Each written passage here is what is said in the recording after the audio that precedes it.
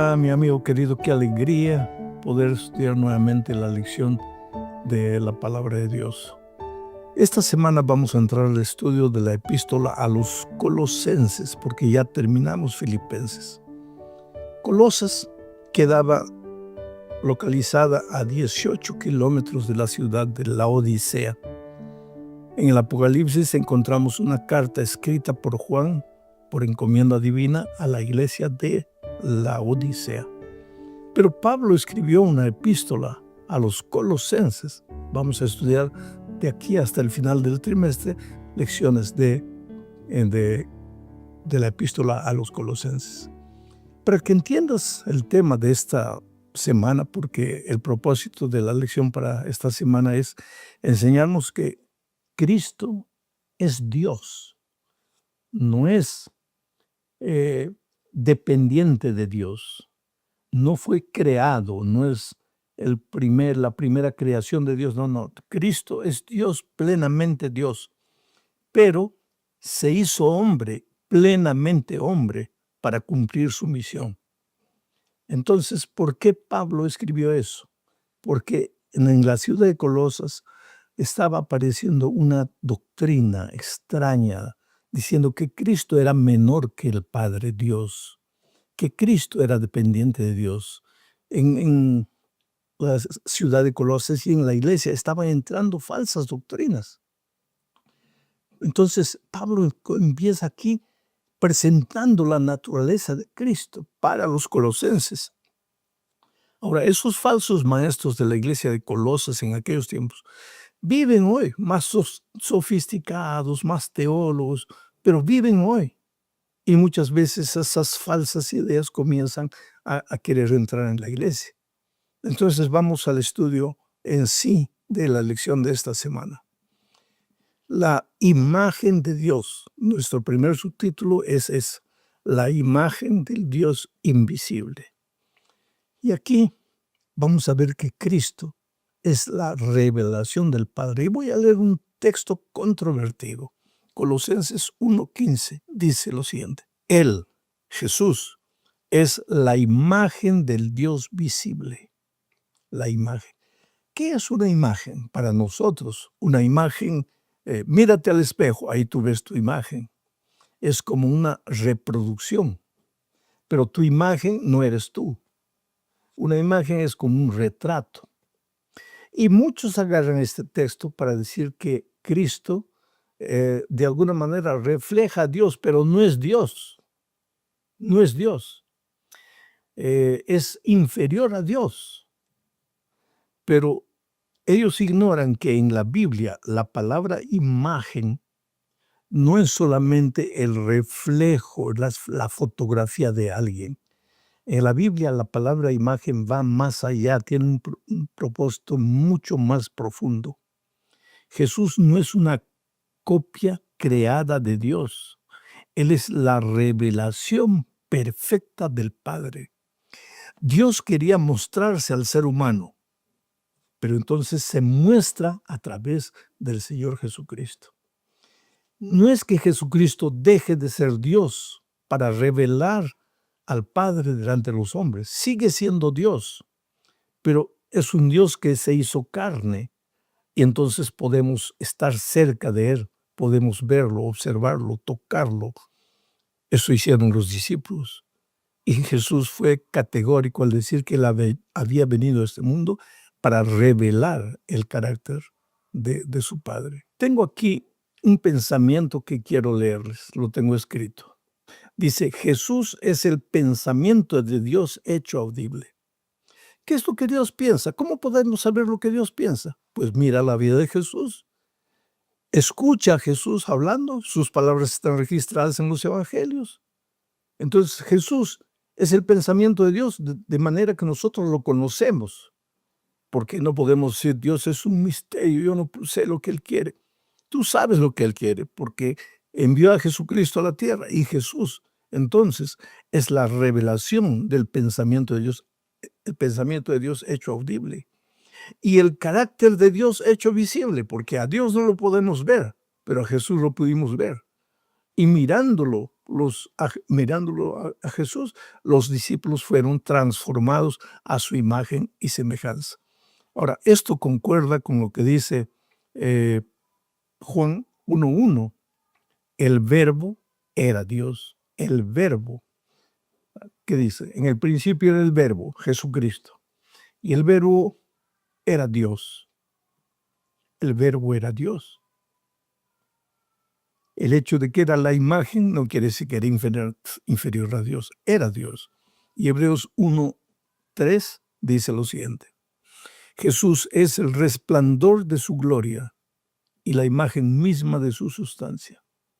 Oh, querido, en resumen, Cristo revela exactamente cómo es Dios porque comparte su misma naturaleza divina. Ahora vamos a la segunda parte. Y en esta segunda parte vamos a seguir analizando este versículo 15 de primera de la epístola a los Colosenses, capítulo 1, versículo 15. Mira lo que dice. Él es la imagen del Dios invisible, el primogénito de toda criatura. Ya leímos el texto en la parte anterior. Él, Jesucristo, es la imagen del Dios invisible. Pero aquí completa la otra parte. El primogénito de toda criatura. Y entonces muchos se agarran de esta segunda parte del texto para decir, está viendo. Quiere decir que porque Jesús es la imagen del Dios invisible, pues es el primogénito de la criatura, de todas las criaturas. O sea, es dependiente de Dios, fue creado por Dios. Pero es que el texto de Pablo no termina ahí. Él sigue explicando lo que quiere decir. Y ahora voy a ir leyendo el texto, lo que viene en el versículo 16, 17, y voy a explicar lo que Pablo está diciendo. Vuelvo a repetir el versículo 15. Dice, Él es la imagen del Dios invisible, el primogénito de toda criatura. Porque en Él, dice el versículo 16, en Cristo, fueron creadas todas las cosas, las que hay en los cielos y las que hay en la tierra, visibles e invisibles, sean tronos, sean dominios, sean principados, sean potestades. Todo fue creado por medio de Él y para Él. ¿Qué puedo explicar más? Todo fue creado por medio de Él, de Cristo, y para Él. ¿Cómo puede ser creador si Él es criatura? No, pues, el hecho de que es el primogénito de toda la creación no quiere decir que es primogénito en el sentido de haber sido creado, porque la palabra primogénito en la Biblia no se usa solamente con respecto a la creación, al nacimiento. Por ejemplo, yo no soy el primogénito de mi familia, mi hermano mayor, Héctor, es el primogénito, yo soy el segundo. Pero en la Biblia la palabra primogénito no se refiere solo a eso, al hecho de haber nacido en primer lugar. Y en este caso aplicado a Cristo, alguien toma la palabra primogénito y dice, no, aquí está mostrado que Cristo es el primogénito. Pero si el propio Pablo está comentando el texto y dice que Él es el creador, y entonces, ¿por qué lo llama primogénito? Inclusive en el versículo 17, Pablo dice, y Él, Cristo, es antes de todas las cosas, y todas las cosas en Él subsisten. Entonces, pues, Él no puede haber sido creado, pero voy a decirles, voy a repetir el concepto de que en la Biblia, primogénito no tiene que ver necesariamente con nacimiento. ¿Y quieres algunos ejemplos? Israel. Vas a la Biblia y dice, Israel es mi primogénito, pero había otras naciones antes de Israel. Entonces, ¿cómo es que Israel es mi primogénito? En el sentido bíblico y que Pablo usa, primogénito es distinción, es para resaltar, no para definir el orden de nacimiento o el orden de creación. En el caso de David, David fue llamado primogénito por Dios. David, mi primogénito. Y sin embargo, David no fue el primogénito de su padre. Él era el último. ¿Te das cuenta? Entonces, en este texto Pablo usa la palabra primogénito refiriéndose a supremacía, a distinción, no a creación. Cristo es el primogénito en el sentido de Él es el creador supremo. Antes que todo existiese, Él ya existía. Por Él fueron creados todos los mundos. Y eso lo dice claramente la palabra de Dios. Hay muchos textos que hablan del poder creador de Cristo. En el principio estaba el Verbo, y el Verbo estaba con Dios. Pero en el principio también estaba el Espíritu, se movía sobre las aguas para colocar orden. Padre, Hijo y Espíritu Santo eran el mismo Dios, la misma supremacía, la misma sustancia, la misma naturaleza. Pero el Hijo se hizo carne para venir a este mundo a rescatarnos. Muy bien, vamos ahora a la tercera parte de este texto. Como estamos leyendo versículo por versículo Colosenses, llegamos al versículo 18. Y aquí se habla de la cabeza de la iglesia.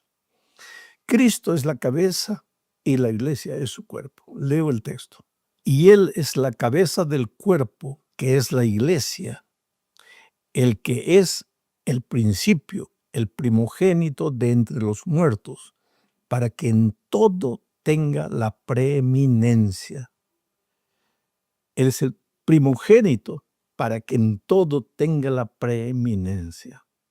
Muy bien, este versículo también lo vamos a estudiar en dos partes. Ahora voy a estudiar la primera parte, después voy a estudiar la segunda parte. La primera parte, Cristo es la cabeza, la iglesia es su cuerpo. Aquí Pablo quiere enfatizar el hecho de que nadie puede decir, yo amo a Cristo, pero no quiero saber nada con la iglesia organizada. Yo amo al Señor Jesucristo, mi relación es con Cristo, pero no quiero saber nada con la organización. Esa sería una incoherencia, porque Cristo es la cabeza y la iglesia es su cuerpo. Ahora, ¿cómo yo puedo decir? Amo a mi esposa, le doy un beso en el rostro y le doy un puntapié en la canilla. Ahora, si yo la amo por entero. Amo su cabeza y amo su cuerpo. ¿Cómo alguien puede decir, amo al Señor Jesucristo, pero no quiero saber nada con la organización? Pero mucha gente dice, pero pastor, es que en la organización hay cosas equivocadas, hay cosas cerradas, hay mucha hipocresía, mucha mentira. Yo no dudo de eso. ¿Por qué? Porque la iglesia es una iglesia imperfecta. ¿Y sabes por qué? Porque está formado por seres imperfectos. Y yo soy imperfecto y soy parte de la iglesia. No sé si tú eres perfecto, pero yo te hago una pregunta. ¿Cómo sería la iglesia si todos fueran como tú? Ahí sería una iglesia perfecta. ¿No crees? Tú te conoces a ti mismo. Pues, pero como yo me conozco a mí mismo y como yo sé que yo no soy perfecto y soy parte de la iglesia, yo soy causa de la imperfección de la iglesia y no sé qué es lo que piensas tú. Pero asimismo, imperfectos, Dios nos ama. Por eso la sierva de Dios dice, débil o defectuosa como la iglesia pueda ser, es la niña de los ojos de Dios. Por favor, no entres en esa onda de pensar, yo amo a Jesús, mi salvación depende de Cristo, yo no quiero saber nada con la iglesia. La iglesia todavía sigue siendo el cuerpo de Cristo, así débil e imperfecta. La iglesia es como el arca de Noé durante el diluvio. El arca de Noé era el único lugar donde los que querían ser salvos tenían que entrar. Porque el diluvio vendría y los que no estuvieran dentro del arca se ahogarían. Y junto con Noé, su esposa, sus hijos, sus nueras, entraron animales. Ahora, ¿cuántos meses estuvieron ahí dentro del arca? Oh, querido, ya imaginaste, no había desagüe. ¿A dónde iba toda la suciedad de los animales? de los seres humanos. Imagínate el olor de ese arca. Y sin embargo era el único lugar donde ellos estaban encontrando salvación. La iglesia es semejante a un arca. La iglesia está con las puertas abiertas. Entonces, a esa iglesia entran personas todas deshechas por la vida, con el carácter imperfecto, con sus complejos, con sus traumas, y conviven juntos. Aceptaron a Jesús y quieren crecer juntos, pero conviven juntos. Pero muchas veces en esa convivencia se hieren, pero esa iglesia sigue siendo la iglesia de Dios, aunque haya imperfección, y Cristo continúa siendo la cabeza de esa iglesia. Ese es un aspecto del texto, pero ahora vamos a la cuarta parte del estudio para ver otro aspecto del texto. Cristo también es el principio, el iniciador. Y entonces vuelvo a leer el texto de Colosenses 1:18. Dice, y Él es la cabeza del cuerpo que es la iglesia. Ese Él es Cristo, ¿no? El primogénito de entre los muertos, para que en todo tenga la preeminencia. Cristo es el primogénito de los vivos. En el texto anterior, Cristo es el primogénito de todo lo creado, no en el sentido de que fue creado primero, sino en el sentido de supremacía. Y ahora, aquí en este texto, Cristo es el primogénito de los muertos. ¿Quiere decir que de todos los muertos, Cristo es el primero que resucitó? Moisés no resucitó antes de Cristo. Entonces, ¿cómo Cristo es el primogénito de los muertos? Es que la palabra primogénito en este texto no se usa como orden de nacimiento, sino como supremacía. Cristo resucitó de los muertos. ¿Y para qué resucitó de los muertos? Para ser la cabeza de la iglesia. Él es, dice, el iniciador de la iglesia. Él tiene toda la preeminencia y es el iniciador de la iglesia. O sea, quien organizó la iglesia en esta tierra no fue un hombre. La iglesia no es idea humana, es idea divina. En el principio, en el jardín del Edén, ¿cuál era la iglesia de Dios? Adán y Eva. Después, cuando ellos cayeron en el pecado y fueron expulsados de Dios, del jardín del Edén, ¿quién formaba parte de la iglesia de Dios? Adán y Eva y sus hijos. Y después, más adelante, la humanidad se divide a medida que se va multiplicando. Unos son fieles a Dios a pesar de sus imperfecciones y sus fallas, pero son fieles a Dios. Y otros no quieren saber nada con Dios. Caín entre ellos se va por otro lado. Y ahí la iglesia de Dios se divide. Unos salen y forman sus propias ideologías y otros, obedientes a las enseñanzas bíblicas, son la iglesia de Dios. Y a través del Antiguo Testamento y del Nuevo Testamento, la iglesia de Dios permanece. Cristo siempre la cabeza, la iglesia el cuerpo. Pero quien inició la iglesia es Cristo. Vuelvo a leer el texto para que entiendas esto. Dice así, y Él, Cristo, es la cabeza del cuerpo, que es la iglesia. Él que es el principio, el primogénito de los muertos, para que en todo tenga preeminencia. Cristo es el iniciador de la iglesia. Y ahora llegamos al fin de este estudio, hablando de para reconciliar todas las cosas. Cristo no solamente es el iniciador de la iglesia, Cristo es el reconciliador de su pueblo. Y leo Colosenses 1, 19 y 20.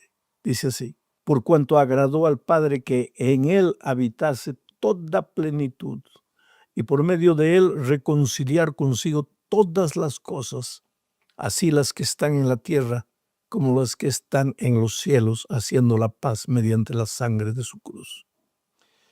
El pecado hizo una ruptura en la relación Dios-hombre.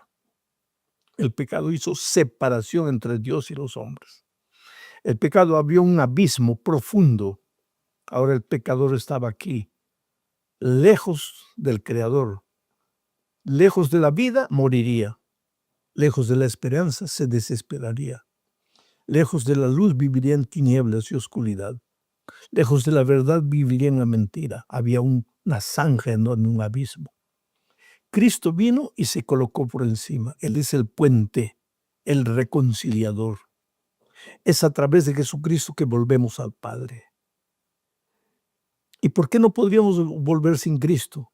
Porque cada vez que Dios se presentó a los seres humanos no pudieron soportar su presencia. ¿Por qué? Por su pecaminosidad. Cristo entonces adoptó la humanidad. Se hizo hombre, se hizo carne, vino a este mundo. Y ahí podemos acercarnos a Cristo, pero nos estamos acercando a Dios. Es en ese sentido que Él es el puente, el reconciliador. Los seres humanos hoy día podemos aproximarnos a Dios sin miedo. ¿Por qué? Porque Él se aproximó de nosotros primero en la persona de su Hijo maravilloso, Cristo Jesús.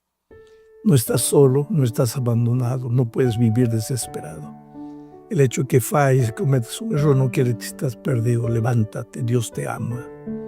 Si estás sufriendo en la vida, no es porque Dios dejó de amarte, Él te ama mucho. Es porque el pecado entró para traer sufrimiento.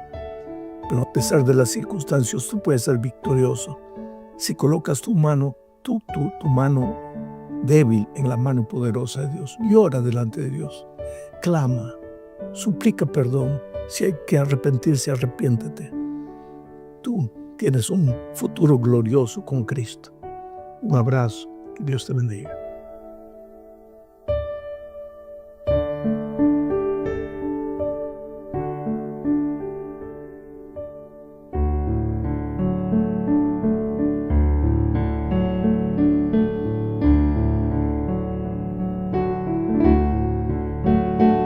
Mi amigo querido, qué alegría. Ya llegamos a la última lección de este trimestre. Este trimestre estudiamos las epístolas de Pablo a los Filipenses y a los Colosenses. Ambas epístolas fueron escritas desde la prisión en Roma. Sin embargo, a pesar de estar preso en circunstancias poco agradables, Pablo siempre mantuvo la palabra alabanza, alegría, loor a Dios. Y es que la vida cristiana tiene que ser una vida de alabanza, porque ya dije, hasta a través de las dificultades Dios tiene alguna lección para enseñarnos. Y siempre hay que ser agradecidos a Dios por la manera como guía nuestra vida. Y si en este momento estás pasando por un momento difícil, te digo una cosa. Así como el día dura 12 horas, la noche también dura 12 horas. No te desesperes. Yo sé que en la hora de la dificultad uno no ve luz. La tendencia es, bueno, Dios me abandonó, nadie se acuerda de mí, nada me sale bien, ¿para qué vine a la vida? ¿Para qué estoy en este mundo? No, querido, calma, calma. Tú eres precioso para Dios, tú eres lo más precioso que Dios tiene en la vida. Fuerza, la noche va a pasar. Vamos entonces al estudio de la lección número 13 para el 28 de marzo del año 2026. Y el título de la lección es Permanecer en toda la voluntad de Dios. Y el propósito de la lección es mostrarnos que no basta comenzar la vida cristiana. Hay mucha gente que comienza con entusiasmo la vida cristiana, pero en poco tiempo se desanima. ¿Y por qué se desanima? Tal vez porque las pruebas llegan. Sabes que hay 3 razones básicas. Primero, hay gente que se desanima porque el diablo lo ataca y lo hace caer una y otra vez. Y entonces él piensa que lo más coherente es salir de la iglesia, abandonar el evangelio y todo. En segundo lugar, hay mucha gente que te va a criticar porque infelizmente la iglesia es un hospital. Hay sanos y hay enfermos. Hay enfermos espirituales. Alguien en la iglesia que chismea, que habla mal, que te mira con soberbia, que parece que el evangelio no lo ha transformado, te va a desanimar. ¿Por qué? Tú sal de la iglesia solo si Jesús personalmente viene y te dice, hijo, no te quiero ver aquí. Pero que los hombres te hagan algo y eso sea motivo para que salgas, no, tú sigues adelante. Y en tercer lugar, pues son las pruebas de la vida. Hay mucha gente que es probada terriblemente, no resiste a las pruebas y finalmente se desanima y abandona la iglesia. Que Dios te bendiga para permanecer fiel hasta el fin. Entonces vamos a la primera parte de nuestro estudio bajo el subtítulo de Lecciones de Evangelización. En realidad, la última parte del capítulo 4 de Colosenses son saludos, pero dentro de esos saludos hay algunos mensajes interesantes que debemos tener en cuenta. Pablo escribe esta epístola desde la prisión. Él ya no puede evangelizar personalmente porque está preso, pero envía algunos amigos suyos para hacer lo que él no puede hacer, para predicar y llevar primero las cartas y llevar también el mensaje hablado a través del ministerio de sus amigos. Entonces vamos a leer Colosenses capítulo 4, versículos 7 al 9. Dice así: todo lo que a mí se refiere os lo hará saber Tíquico, amado hermano y fiel ministro y consiervo en el Señor. Tíquico. Mira la manera cariñosa como Pablo se refiere a Tíquico. ¿Qué es lo que le dice? Porque esto que está escrito es en la última parte de la epístola a los Colosenses. O sea, cuando escribe a los Colosenses, ¿qué es lo que Pablo dice? Estoy enviando a mi amado hermano, fiel ministro y consiervo en el Señor, Tíquico. ¿Para qué lo estoy enviando? Para que él vea todo lo que están pasando ustedes. Y de acuerdo a eso, no solo les entrega la carta, sino de acuerdo a eso les predique, les enseñe la palabra de Dios. Porque Tíquico ha pasado tiempo conmigo y yo le he instruido y lo he preparado. Y ahora Tíquico va para ustedes, no solo llevando la carta, sino llevando instrucciones. Es interesante. Vuelvo a leer. Todo lo que a mí se refiere os lo hará saber Tíquico, amado hermano y fiel ministro y consiervo en el Señor. Hay una parte más que quiero destacar aquí. Todo lo que a mí se refiere. Pablo, en su epístola a los Colosenses, no por que se le estaba acabando la extensión de la carta, sino porque él no quería hablar de sus sufrimientos, de sus dolores. Y dice, bueno, si ustedes le preguntan a Tíquico, él les va a comunicar cómo sufro, cómo padezco, en fin, la vida que estoy viviendo aquí en la cárcel. Pero lo que yo quiero es saber que la carta contiene ánimo. Ahora, Tíquico, que ha visto lo que estoy pasando, les hablará alguna cosa más si ustedes le preguntan. Versículo 8, el cual he enviado, el cual, ¿quién? Tíquico, el cual he enviado a vosotros para esto mismo, para que conozca lo que a vosotros se refiere y conforte vuestros corazones. El versículo 9 dice, con Onésimo, amado y fiel hermano. Tíquico no fue solo llevando la carta para allá, sino también fue Onésimo, amado y fiel hermano, que es uno de vosotros. Es interesante esta expresión, que es uno de vosotros. Quiere decir que Onésimo, ¿quién era Onésimo? Onésimo era el esclavo de Filemón, que se convirtió en Roma. Onésimo se convirtió en Roma al conocer a Pablo, al escuchar el Evangelio de Jesucristo a través de Pablo, se convirtió y ahora se volvió en un emisario de Pablo y viajó a Colosas, donde se encontró con Filemón, su patrón, de quien había huido, y le llevó la epístola a Filemón. Entonces Onésimo viajó con Tíquico para Colosas, ambos enviados por Pablo. Vamos a seguir leyendo. Versículo 9. Con Onésimo, amado y fiel hermano, que es uno de vosotros. Todo lo que acá pasa os lo harán saber. Muy bien, vamos a la segunda parte ahora, hablando de la conectividad en la iglesia primitiva. Mira, en aquellos días no había redes sociales, pero Pablo había armado una red de amigos. Y esos amigos iban para un lado, iban para otro lado, hacían otros amigos, transmitían el Evangelio. La red evangelizadora de los amigos de Pablo era extraordinaria. Solo en el libro de los Hechos de los Apóstoles se menciona 100 amigos de Pablo. Solo en la epístola de Filemón en la epístola de Pablo a los filipenses y a los colosenses se mencionan unos 20 amigos de Pablo. Era una red de amigos extraordinaria. Leo ahora Colosenses capítulo 4, versículos 10 y 11. Dice así: Aristarco, mi compañero de prisiones. Aristarco, uno de los amigos que formaba la red de amigos. Aristarco, mi compañero de prisiones, os saluda. Aristarco, ¿quién era Aristarco? Aristarco es mencionado en el libro de Hechos de los Apóstoles, cuando en Efeso hubo un escándalo y bueno, la gente enardecida porque al escuchar el Evangelio dejaban de adorar a la diosa Diana y los que fabricaban esas estatuillas de la diosa Diana perdieron el negocio y incitaron a la multitud y prendieron a 2 siervos de Dios. Uno de ellos era Aristarco, acompañaba a Pablo.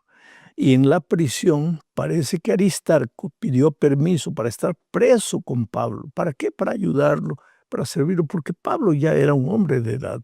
Aristarco evidentemente era más joven. Por eso aquí el versículo 10 dice: Aristarco, mi compañero de prisiones, os saluda. Y Marcos, el sobrino de Bernabé, acerca del cual habéis recibido mandamientos, si fuere a vosotros, recibidle. Marcos, el sobrino de Bernabé. ¿Quién era Marcos? Aquel joven que acompañó en el primer viaje a Timoteo, se desanimó y regresó. Después, en el segundo viaje, quiso acompañarlo de nuevo y ya Pablo dijo no. Este se desanima fácilmente. Bernabé entonces y Pablo se separaron. Bernabé se fue llevando a Marcos. Pablo encontró después a Timoteo. Pero más tarde, cuando envejece Pablo, menciona a Bernabé y prepara el terreno en Colosas para que vaya Marcos. Mira lo que dice: del cual, refiriéndose a Marcos, del cual habéis recibido mandamientos. Si fuere a vosotros, recibidle. Él, Pablo, que años atrás no quiso que Marcos lo siguiese, ahora reconoce que Marcos es un hombre extraordinario en la predicación del Evangelio. Eso quiere decir que un error de algún joven no lo condena para siempre. Eso quiere decir que si tú has fallado, si yo fallé en mi vida en algún momento, eso no nos condena para siempre. Siempre hay una oportunidad para levantarse, para continuar, para corregir lo que se ha errado. Qué lección tremenda nos da Marcos aquí. Versículo 11, sigo leyendo. Y Jesús llamado justo, que son los únicos de la circuncisión que me ayudan en el reino de Dios y han sido para mí un consuelo. Jesús llamado el justo, otro amigo de la red de amigos de Pablo. Aquí dice que Marcos y Jesús llamado el justo, ambos eran judíos que se habían convertido al cristianismo, porque los otros, Aristarco y todos, eran gentiles que se habían convertido al cristianismo, pero Marcos y Jesús, llamado el justo, eran judíos que se habían convertido al cristianismo. Y lo que me impresiona aquí dice es que ellos le ayudaban a Pablo a construir el reino de Dios. Quiere decir, el reino de Dios está formado por seres humanos. Pero mientras el reino de Dios permanezca en esta tierra, va a necesitar muchas veces de una estructura física que la iglesia cristiana primitiva no la tenía de forma completa, pero que a medida que el tiempo fue pasando, pues fueron necesarios todo lo que hoy tenemos, ¿no? Una estructura física. De cierta manera parece una empresa, pero ahí está el peligro. Somos reino de Dios, no somos reino de los hombres. Cuando Cristo venga, de la estructura física no va a ir nada, ni un ladrillo va a ir para el cielo. Cristo viene solo para llevar a los seres humanos. Entonces hay que estar preocupados no solo en hacer crecer la estructura física, sino hacer crecer el reino de Dios, preparando a los hijos de Dios para encontrarse con Jesucristo. Eso estaba claro en la mente de Pablo y también parece que estaba claro en la mente de Marcos y en la mente de Jesús llamado el justo. Vamos a la tercera parte del estudio hablando de perfectos y completos. ¿Qué es la perfección cristiana?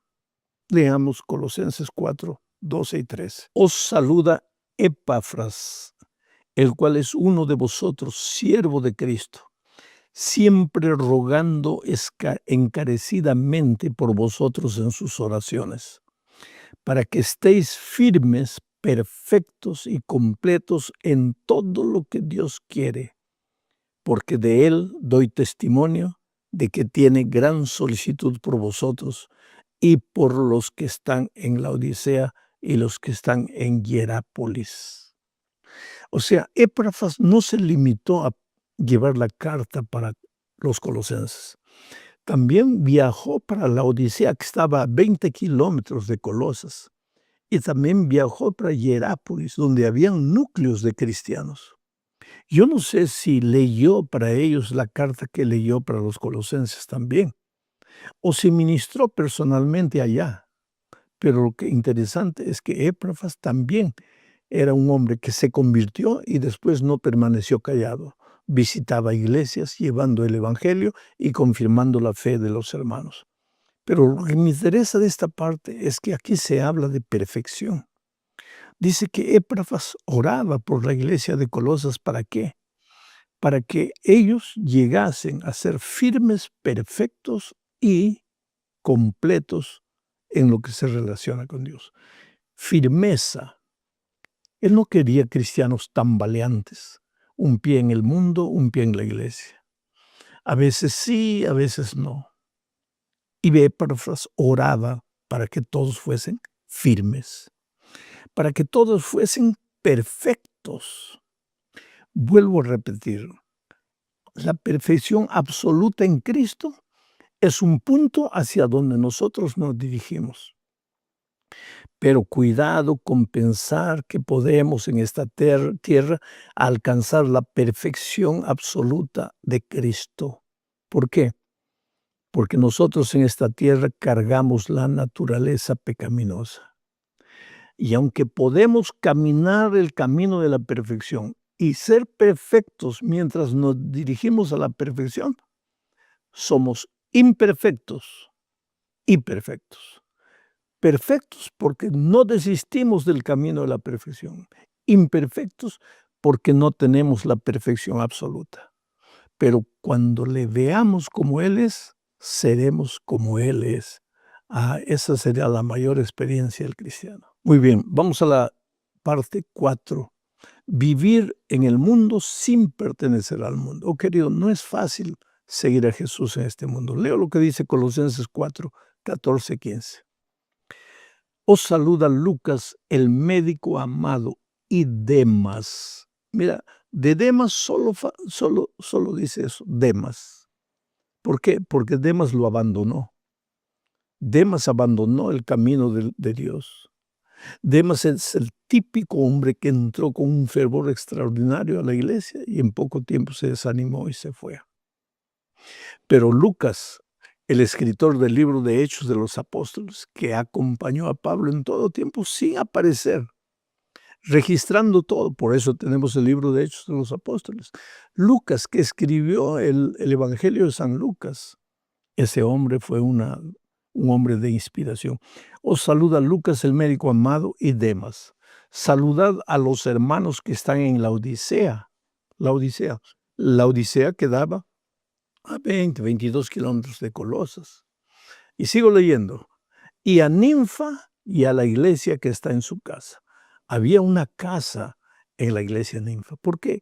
Porque si tú revisas un poco la historia de la iglesia, vas a ver que la iglesia primitiva no construyó templos. ¿Dónde se reunía? En las casas y en las sinagogas. Cuando todos los judíos se convertían, pues la sinagoga miraba un lugar de reunión, de estudio de la palabra de Dios. Pero no había templo, programa de culto como nosotros tenemos hoy, con escuela sabática, con culto divino, con música especial. Eso no existía. En las casas las personas básicamente se reunían para orar, cantar y estudiar la palabra de Dios. Y la iglesia crecía y se dice que el gran crecimiento de la iglesia primitiva en los primeros siglos se debió a que la iglesia se reunía en las casas. Casas se multiplicaban, casas iglesias. hogares de luz, grupos pequeños se multiplicaban. Pero ¿qué pasó? Cuando el emperador Constantino se convirtió, entre comillas, al cristianismo, dijo, ¿cómo es que vamos a estar reuniéndonos a las casas? No, hay que construir un templo para Dios y construir un templazo. Y las personas salieron de las casas y se vinieron al templo. Y ahí comenzó la decadencia espiritual de la iglesia. Porque en las casas ellos mantenían el fervor cristiano y el fervor misionero. Pero en el templo, pues en un templo de 1000, ¿cuántos participan? 50, 100 y 900, miran el programa. La iglesia se ha vuelto un club religioso, no puede ser así. La iglesia es una iglesia misionera. Es por eso que las iglesias que se organizan en grupos pequeños, que se reúnen los sábados en la iglesia, pero durante la semana se reúnen en las casas, son las iglesias que más crecen en nuestros días. Bueno, mi hermano querido, llegamos al final de esta lección hablando de la gracia maravillosa de Jesucristo. Un mensaje para la Odisea. ¿Qué dice Colosenses 4, 16 al 18? Cuando esta carta haya sido leída entre vosotros, haced que también se lea en la iglesia de los laodicenses, y que la de Laodicea la leáis también vosotros. Decid a Arquipo, otro amigo de Pablo, mira, que cumplas el ministerio que recibiste en el Señor, la salutación de mi propia mano de Pablo, acordaos de mis prisiones. La gracia sea con vosotros. Hay algunas cositas que necesito decir aquí. En primer lugar, ¿quién era Arquipo? Parece que Arquipo era hijo de Filemón y Apia. ¿Te acuerdas que Onésimo era siervo de Filemón, que se escapó, se convirtió en Roma y volvió llevando la epístola a Filemón? Bueno, Filemón y Apia eran una pareja y el hijo era Arquipo, que tenía un ministerio especial. Y Pablo le dice que él no abandone ese ministerio. Otra cosa, la carta a los colosenses, de acuerdo con este texto, también fue leída para la Odisea. Y la carta de la Odisea para los colosenses. ¿Pero qué carta? Tal vez la carta de Juan, porque no tenemos registro de una carta que Pablo le haya escrito a los de la Odisea. El asunto es que el evangelio estaba siendo esparcido no solo para traer nuevos creyentes, sino para confirmar la fe de los antiguos. Me impresiona la manera como termina la epístola. Dice, la gracia sea con vosotros. Amén. La gracia. Pero el versículo 1 de la epístola a los Colosenses empieza diciendo, Pablo, apóstol de Jesucristo, por la voluntad de Dios, y el hermano Timoteo, a los santos y fieles hermanos en Cristo que están en Colosas, gracia y paz sea a vosotros. Comienza con la gracia, termina con la gracia. La Biblia comienza con la gracia, termina con la gracia. ¿Cómo comienza con la gracia? Dios creó los cielos y la tierra. ¿Qué hizo el hombre? Dios creó los cielos y la tierra, se lo entregó por gracia al hombre. Y termina con la gracia, y la gracia de Dios sea con vosotros. No era solo una manera de saludar. Si tú ves la epístola a Filemón y a los filipenses y a los colosenses, vas a ver que el centro de las dos es la gracia de Jesucristo. Porque la gracia de Jesucristo es el centro de la vida del cristiano. Porque no hay cristianismo sin gracia. ¿Qué sería de nosotros si no existiera la gracia maravillosa de Cristo? Estaríamos perdidos, condenados. Pero Él nos amó, entregó a su Hijo. La salvación hoy es por la gracia de Jesucristo. Un abrazo, querido, que Dios te bendiga. Nos vemos en la lección del próximo trimestre, tal vez con un nuevo visual, no sé, va a ser una sorpresa.